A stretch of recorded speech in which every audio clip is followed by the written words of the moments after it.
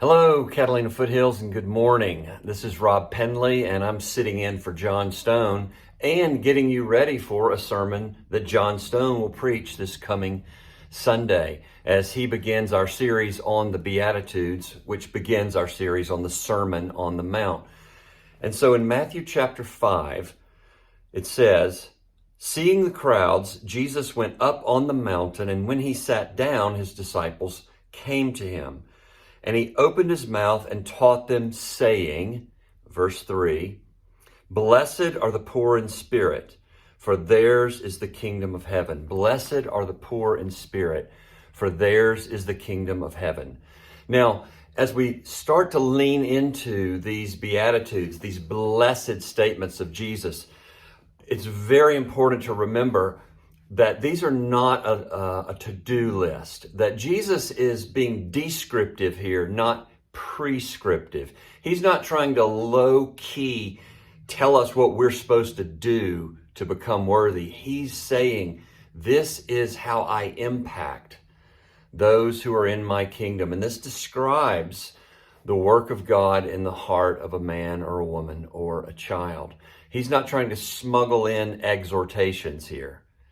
And so, blessed are the poor in spirit, for theirs is the kingdom of heaven. It is interesting, is it not, that his very first beatitude, his very first blessed, these are the folks who are satisfied. These are the people who are richly blessed. Blessed are those who are poor in spirit, for theirs is the kingdom of heaven. It's one of emptying. It's one where he is saying, blessed are the empty-handed. Blessed are the ones with nothing in their pockets. Blessed are the ones who have hit rock bottom. Blessed are the ones who have come to the end of their rope. Blessed are the poor in spirit, for theirs is the kingdom of heaven.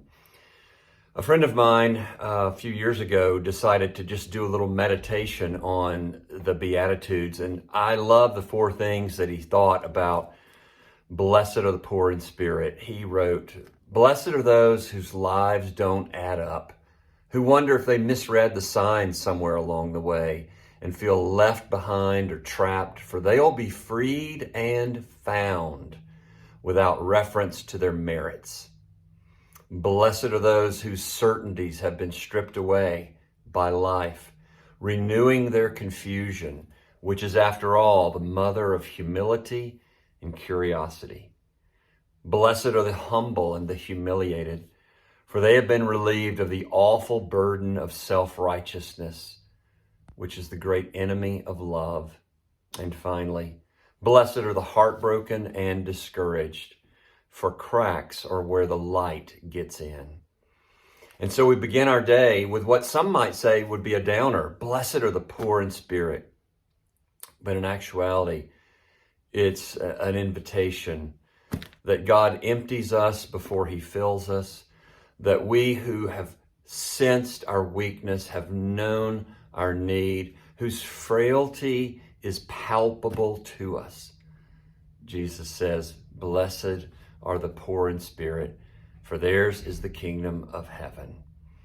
Grace and peace and all of God's riches upon you today as you walk with him.